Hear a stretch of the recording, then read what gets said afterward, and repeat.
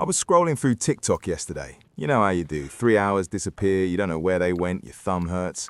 And I see this kid, maybe 19, could be younger. He's showing his morning routine. Wakes up, drinks a sponsored water bottle, does some stretches, shows his avocado toast, and that's it.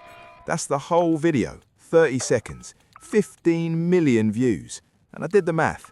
Rough estimate, that one video probably paid more than my dad made in a year at the warehouse. My dad worked 30 years, overtime, weekends, missed birthdays, came home exhausted every single night. For what? So a 19-year-old could eat avocado on camera and retire before 25. Making money no longer makes sense. I thought about this a lot in 2020. Everyone was stuck inside, stimulus checks showed up, crypto went insane, people were day trading from their bedrooms, making more than their parents made working actual jobs, and the boomers were mad. These kids don't want to work. Nobody wants to grind anymore. Back in your day, a house cost $30,000 and a college degree cost a summer job. Our day, a house cost 20 years of ramen noodles and a degree cost a lifetime of debt.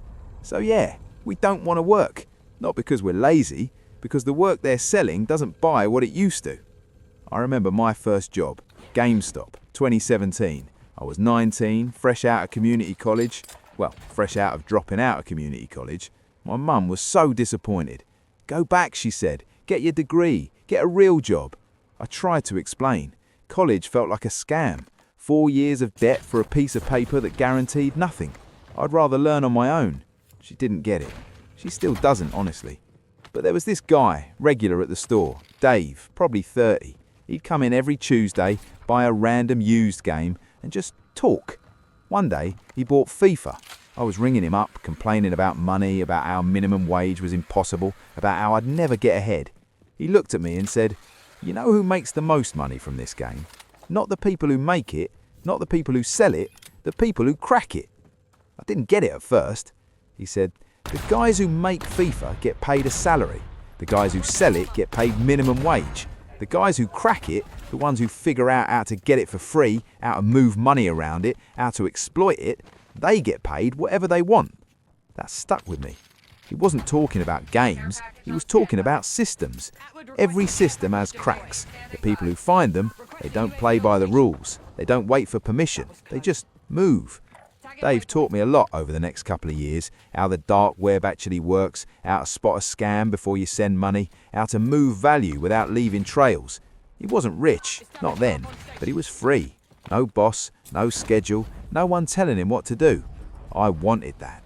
So I started learning, messing around, making mistakes, getting scammed, losing money I couldn't afford to lose.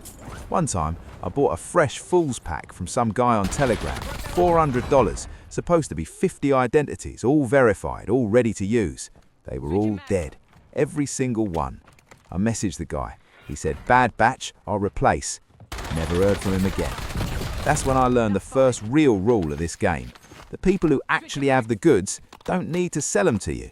If someone has a machine that prints money, they're not selling it on Telegram for $400, they're in their apartment printing money.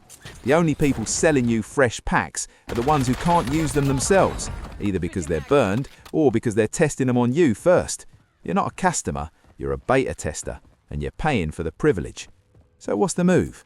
Stop looking for shortcuts. Start looking for understanding.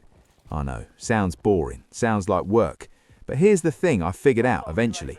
The people who actually win, the ones who aren't just lucky, the ones who last, they're not the ones with the best vendors, they're the ones who understand how the system works. Bins, payment gateways, fraud scores, social engineering, how banks think, how cops track, how to be invisible in plain sight. That stuff isn't sexy. You can't buy it in a Telegram pack for $50, but it's the only thing that actually lasts. Dave got caught in 2020. Stupid mistake.